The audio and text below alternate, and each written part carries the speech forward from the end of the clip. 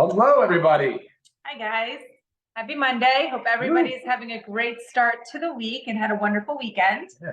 We'll start streaming next week, too. I know you guys a lot are asking about it. Well, I'll set it up so it streams. Sorry about that. We're still right now just recording it and posting it to YouTube. But that way everything will be done the same way. Yeah, you can just log into YouTube and stream it and see it. Yes. So today we're here with our newest launch. Much anticipated.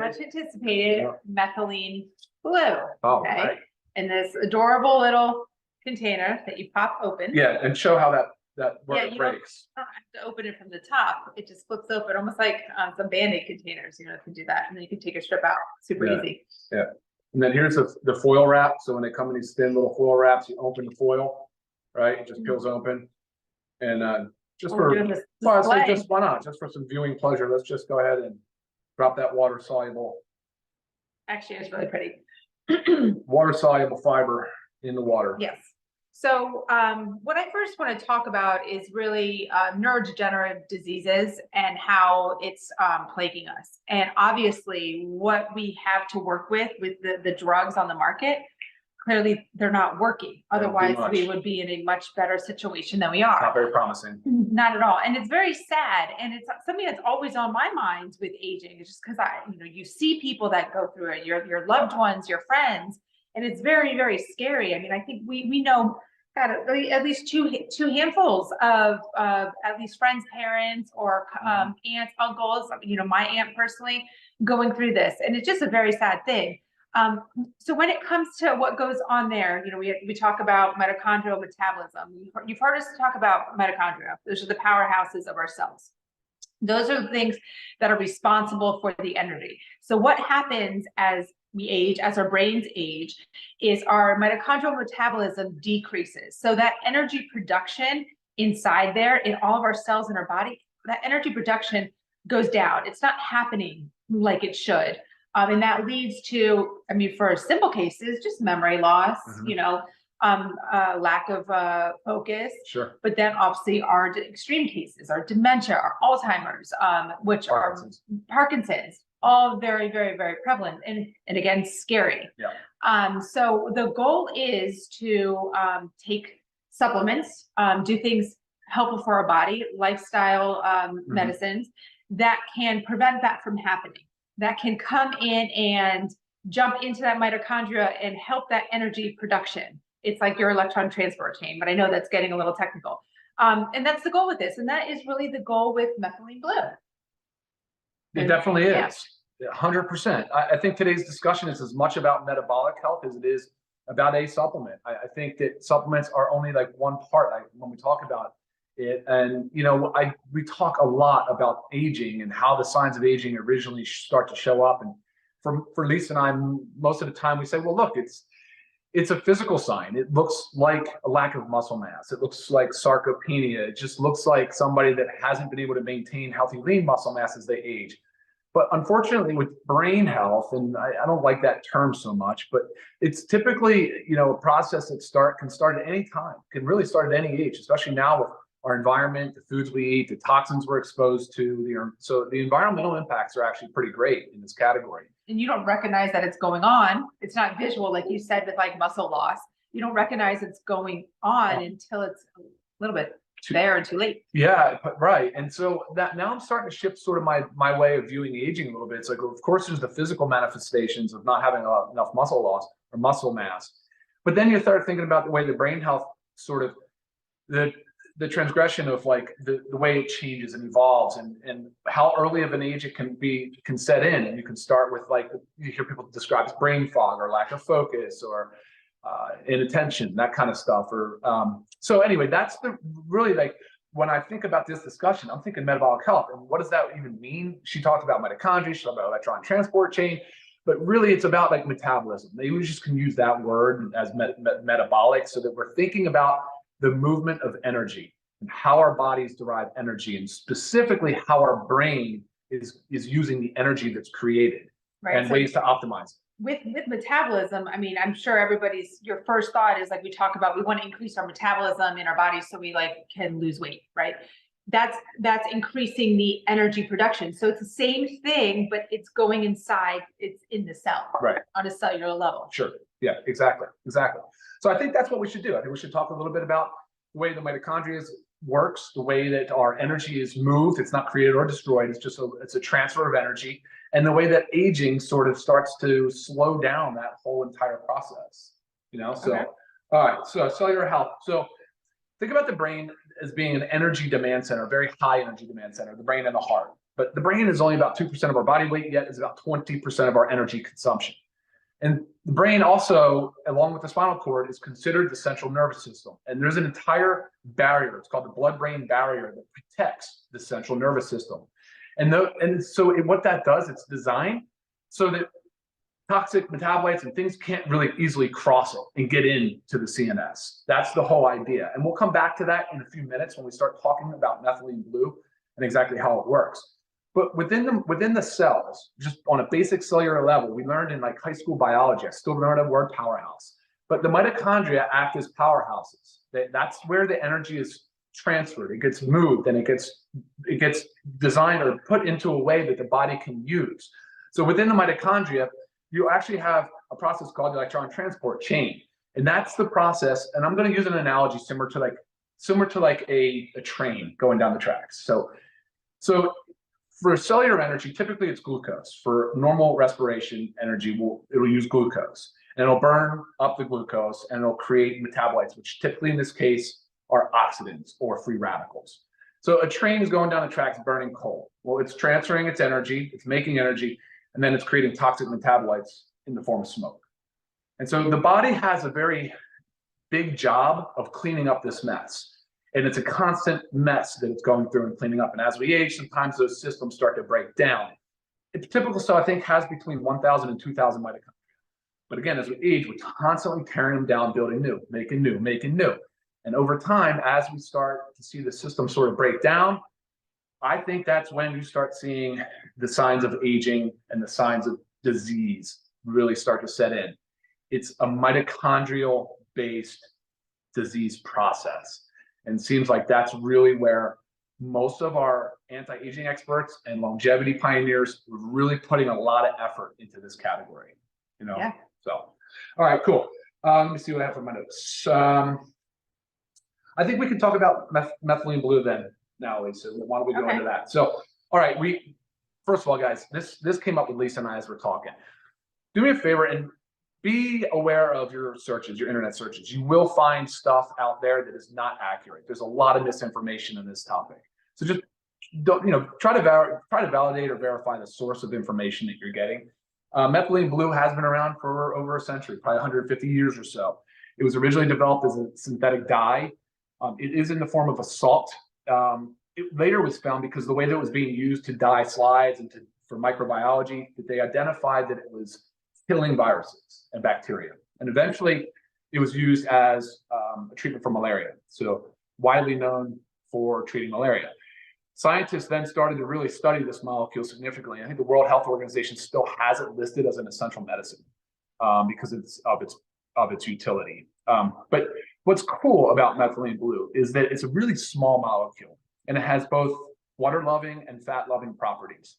And that's key for the blood-brain barrier. I was gonna say, because it readily crosses the blood-brain barrier. It goes quickly across, mostly because of its fat-loving properties, and then of course being like, I don't know, 300 some Daltons. It's a small molecule, but by doing so, it really gets right into the brain and the spinal column. And that's where we'll start to talk about the way that this thing works, the mechanism of action, and of course we'll start talking about dosing, some of the side effects, and all of those as well. Okay, awesome. So, yeah. Okay, cool. All right.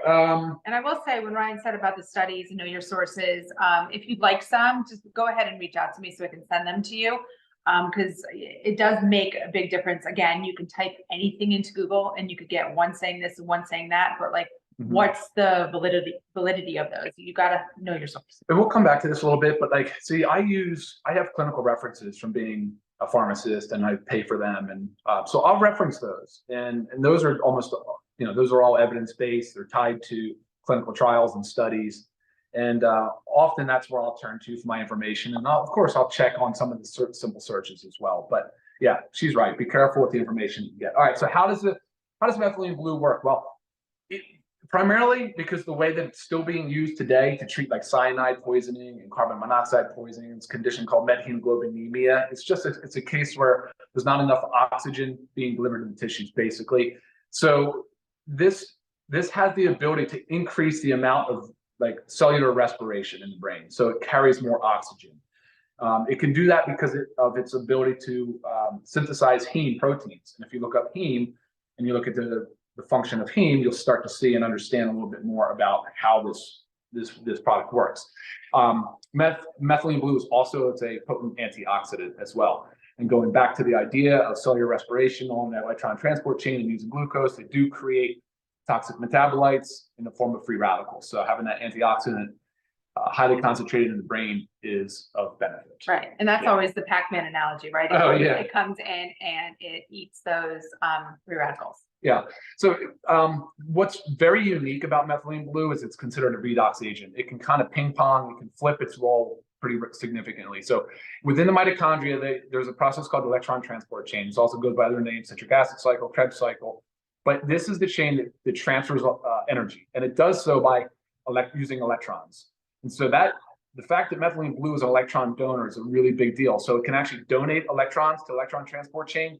It can also recycle those electrons. That's its part in regulating and helping to to supplement the mitochondria to produce more energy. That's, all the bolder. Yeah. So obviously, with all of this being said, again, the name of the game here is we're focusing on the fact that it's highly concentrated in the brain and it's deeply involved in mitochondria and energy production. Yep. So what does all that mean? So it's going to help us with all of the things that we've just talked about. So from an aging perspective, I know you were just looking at studies now that statistical significance with improvements in Alzheimer's, Parkinson's, so neurodegenerative diseases, still widely being studied and used. It helps with memory, focus, cognition. They say it out of the mental agility. They said you feel plugged in, a sense of focus. Right. All of these things are what people report after taking methylene blue. Sure. And some of these studies that I was just reading that from these doctors reporting that it just like stopped the Alzheimer's in its tracks, the methylene blue. And it's just kind of crazy to like hear that such a strong point. Like, wow.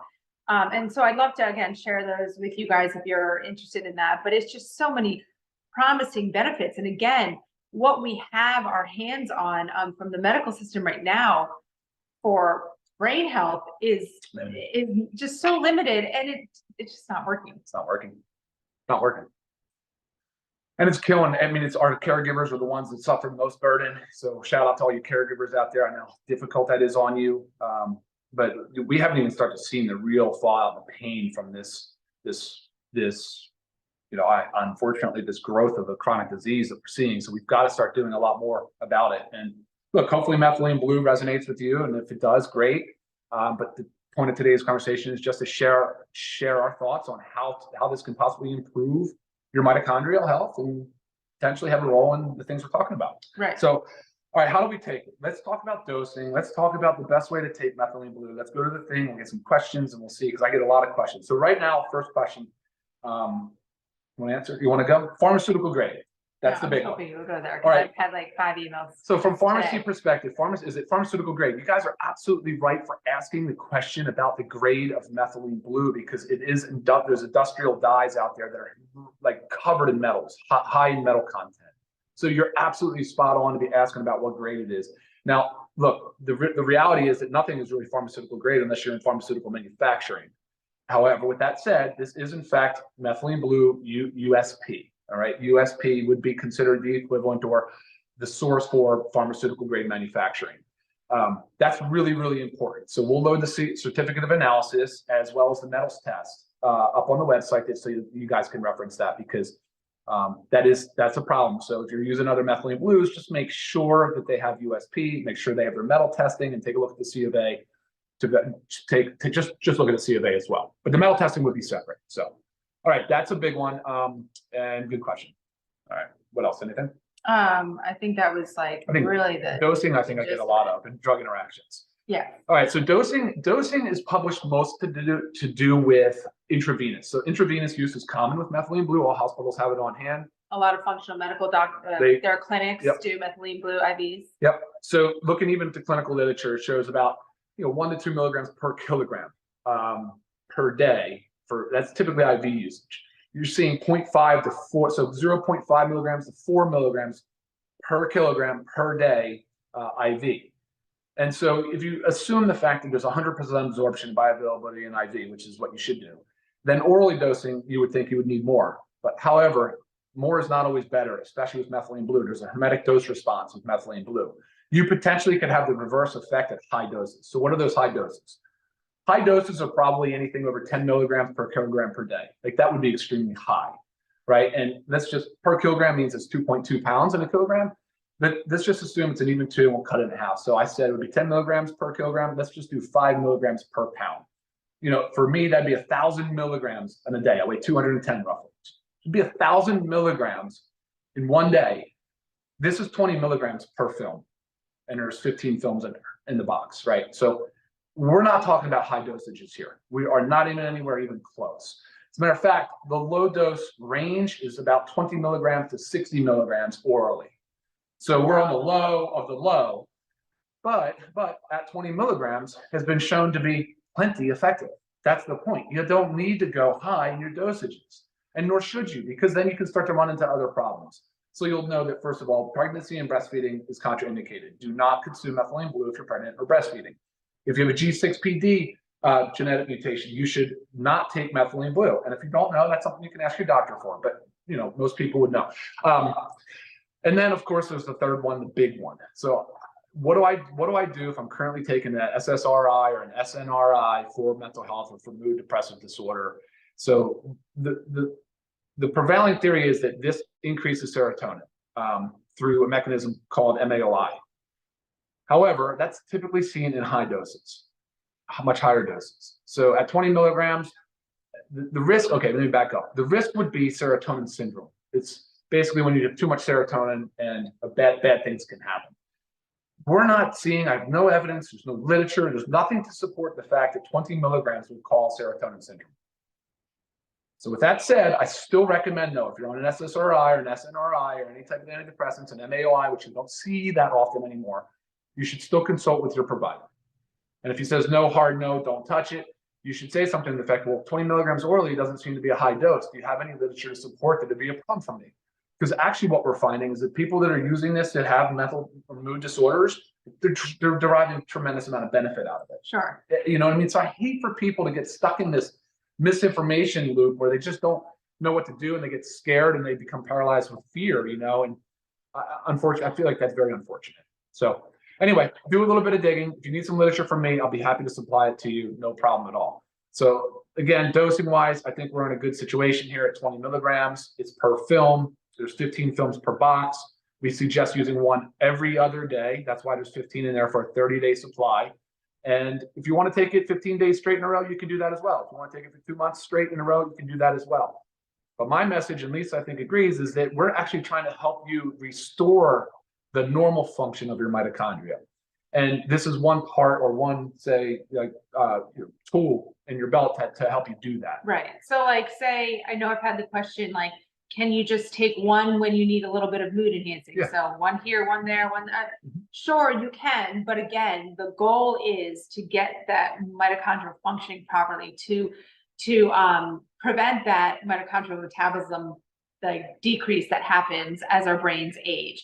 So it's just like when you take supplements on a regular basis. It's, you're not just taking your vitamin D one day here because you didn't maybe get outside enough. You're taking it to maintain a level. So there's a purpose.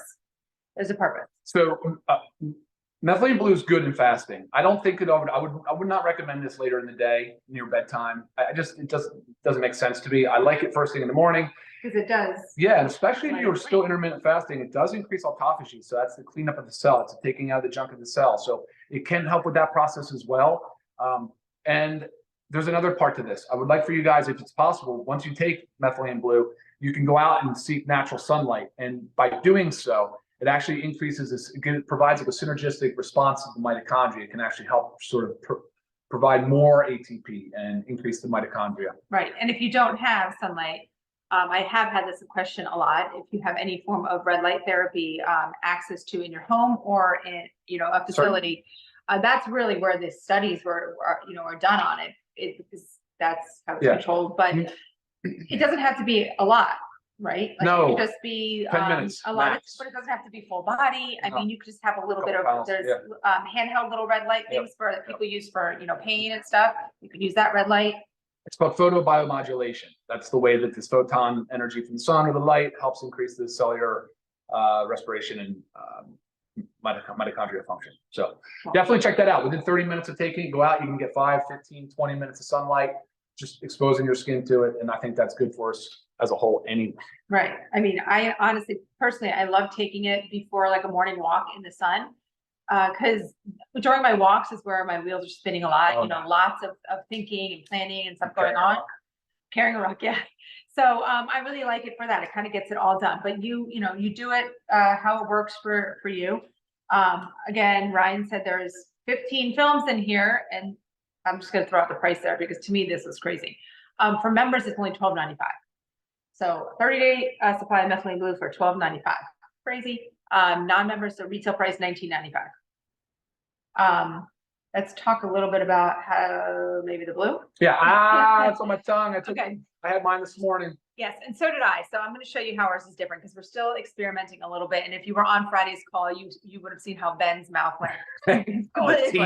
So what Ben did is he put the film in his mouth, let it completely dissolve, but he let it all go in, his mouth. That's going to leave you a lot of blue. If you want that, go for it. But we're typically talking to people and seeing people, and yeah, it's a great conversation starter, but we don't want blue mouths all day. So I'm going to show you mine. Oh, not bad, really not. Just my very back. So what I did is I took the film, horizontal. I set it down in the back I kept my mouth open. As you can feel, it starts to dissolve on your tongue. I just swallowed water. So it dissolves very, very fast. So I didn't close my mouth, so it didn't go into the saliva all over and get everything blue. So I think that is going to be the way I do it, unless I really want blue. Cool. Yeah. Awesome. So figure out what works for you. Depending on where you place it on your tongue, I think this is a thing too, because obviously our taste buds are all different. There are different sections of our tongue. You might feel a little bit more bitter somewhere, might feel a little bit more minty somewhere. When I put it in the back this time, I had nothing. Right. I didn't even have mint. It was kind of weird. It just was like a neutral flavor. So yeah, it can cause numbness and tingling a little bit. Has a weird. That's completely normal. It will go away. How long does the blue last? 2 to 3 hours. Depends on how you. No, the staining on your tongue. Yeah. I could think it can last all day. It depends on how it stains your tongue. I mean. And it can cause blue your urine to be green because of the blue mixed with the typical yellow. Completely normal. Normal. Okay. Will you pull up some Q&A, see if there's anybody here that has any questions? We're running long, but again, that was kind of a new launch, so. This is recorded, will be posted on our YouTube channel right after this.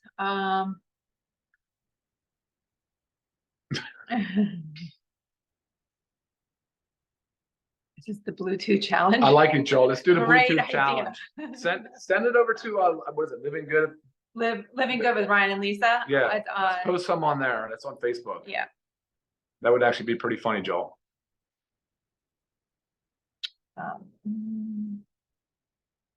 Okay. You answered that, but you said. Yeah. It's for Becky? Yes. Yeah. Hey, Becky. So you asked if you can take more if it's brief at the start. You don't need to. As a matter of fact, I'm encouraging people to seek out a more of a lifestyle approach to improving the mitochondrial function. But certainly, you could take this more than once a day. The oral suggested dose that I found on the clinical to deal with ifosfamide poisoning is like 50 milligrams 6 times a day. That's 300 milligrams orally. We're only talking about 20 milligrams of film. So if you did, and by the way, you can cut them in half. You could do 10 milligrams at a time. You could do 20 twice a day, 40. You figure out what works for you. Is there any? I don't know. There is quite a bit out there. I suggest you do some searching with how this product relates to autism, because we're showing there's obviously that's being studied as well. Yeah, we did stir the cup. So you're not drinking this in water. You can. Yeah, people ask if you want to drink it, you can drink it. You can put it in a few ounces of water. Having like blue smile. I don't see, but if you just did it in a few ounces of water, not as much as this, you could I don't know. I haven't done it, but maybe I will, and I'll report back. But or you guys can let me know. Right. But it's water soluble fiber. If you notice the ingredients, it's really minimal. It's kind of neat the way that the films work and the way that they're formulated.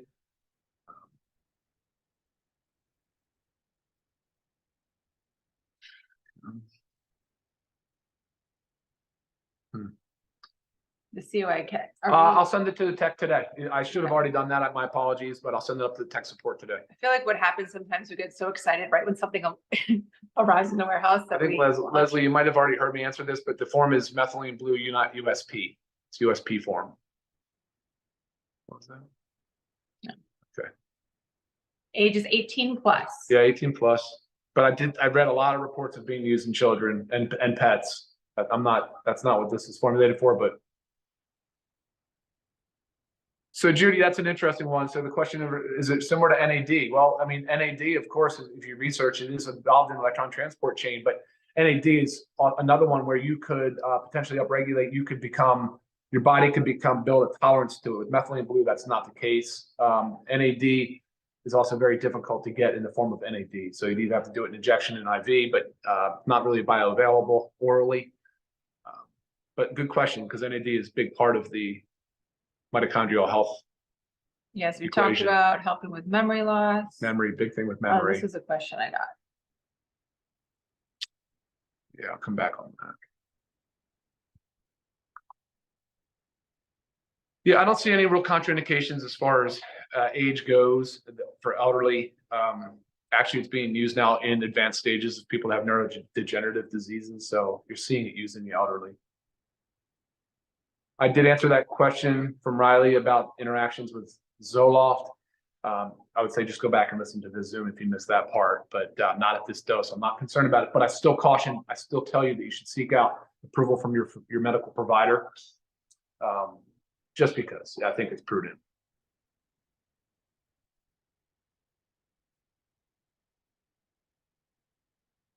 I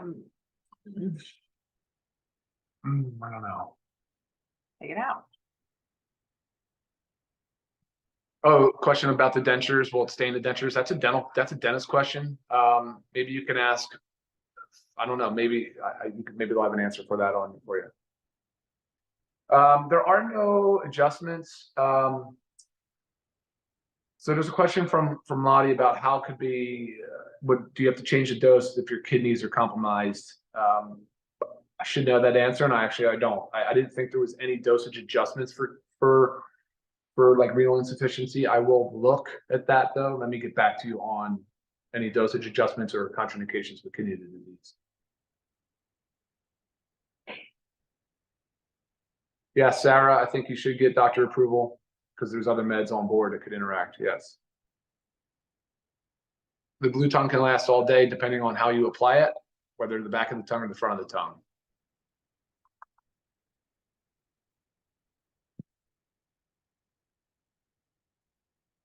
Oh, you'll start feel. So there's a question from Lisa. How long does it take to see a change? You'll feel it actually. You'll feel a sense of connection, focus, energy, mental, like agility is a word I've used. I mean, it just feels different, especially if you seek out some sun or red light. Right. Yeah. Short-term memory loss, long-term memory loss. I've heard people compare this to a ADHD medication. People have actually made that analogy that they felt like as if they were taking something for focus.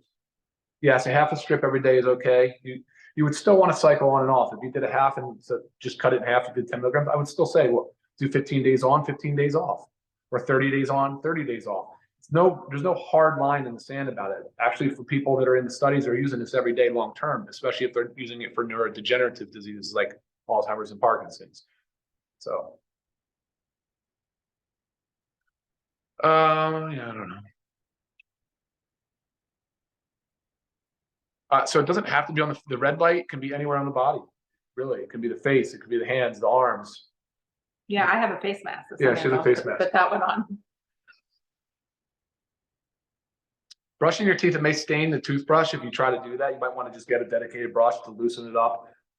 Rinse it with water, mouth would swallow. I think it would be helpful to do that. But again, you guys remember. Back of the tongue, not much dye. Not much there at all to get on my teeth, to get on anything. This is front of the tongue 3 hours later. And mine was like So 2 hours later, back of the tongue. Quite a bit of blue.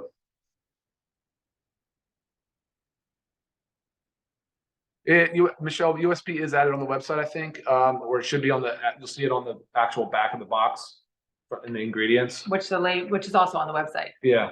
So you're right. It's not on the front, but on the back it is on the panel. A lot of promise with ADHD. A lot of significant good studies encouraging things coming out on it. Remember, we've never drank it. We were just showing the color. You can, but again, on the tongue. Yeah, this, no. Yes, you can cut it in half. It will stain your fingers a little bit too. It's just the craziest thing, the salt. I mean, you're seeing virucidal, you're seeing bactericidal. Like in SARS-CoV-2, like they were looking at it from in COVID and treating COVID, and also on the long haulers, there was so much hypoxia and respiratory distress. Remember all the people on the ventilator, that whole thing. Methylene blue started coming into the discussion. There was a lot of promise. I don't know where it stands right now, but that was another area of interest. So Eddie, how do you know if you need this? So you have to think that everybody needs this, because what happens, how we just described about mitochondrial metabolism and what goes on, that is happening to everybody as we age. And of course, lifestyle things affect that, whether it goes slower or faster. But me personally, I'm not messing around with things that are going on up here. So I'm going to do everything that I can in my power to prevent that from happening. Yeah, and I think, look, as you age, you see it, and you start to see lack some of the zest and the energy, and you start to feel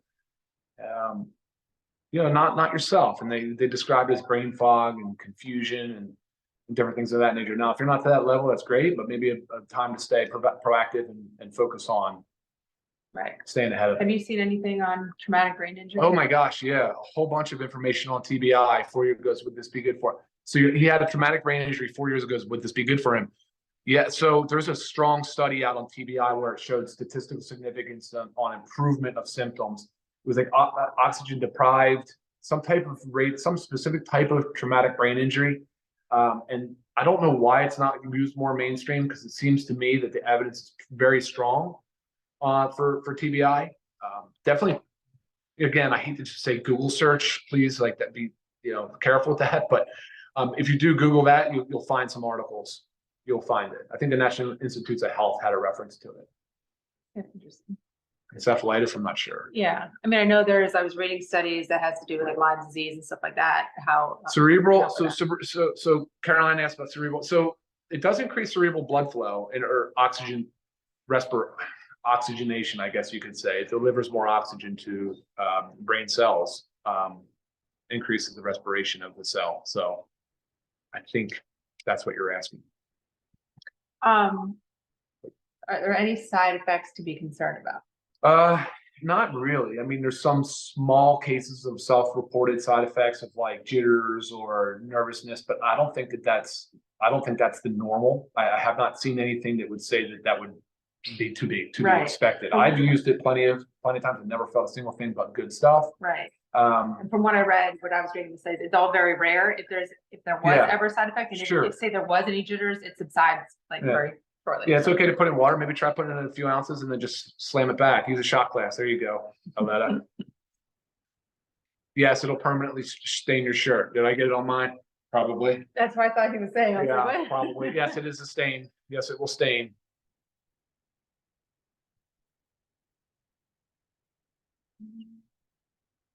A lot of questions, guys. I appreciate all the engagement. Thank you. I would say if you're going to put it in water, just drink it solo. Yeah, I don't think you want to sip on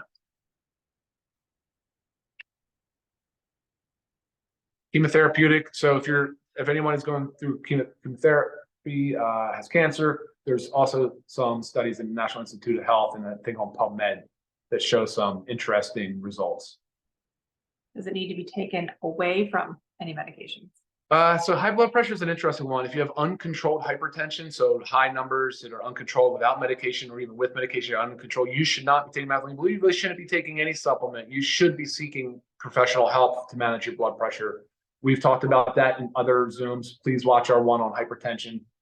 because you've got to manage your blood pressure. As a matter of fact, Lisa, you know this, that high blood pressure will contribute to mental decline pretty significantly and possibly put you at risk for a stroke. Yes.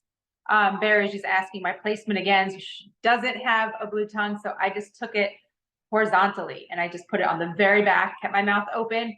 I'm telling you, it takes like a second for you to start to feel it dissolve. Once I did that, I just chugged water. And it's going to take practice, Barry. You're gonna, I mean, I hate to say it, you might have to have that significantly blue mouth for a few times until you figure out what works best for you.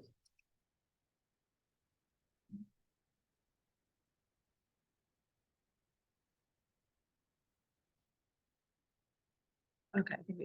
Yeah, I think we nailed it. Okay. All right, All right. awesome, guys. Yep. Any other That's it. questions? You know how to reach us. But we have, we're at 30 Yeah. minutes. Wow. Sorry to keep you all so long. I just hope this was informative enough for you and answers a lot of your questions and concerns. Yep. And again, we'll get everything else on the website for your information. But All right, y'all. if you haven't had a chance, get your Methylene Blue, $12.95 for your members. Bye, everybody. Have a Bye. great day. See you soon.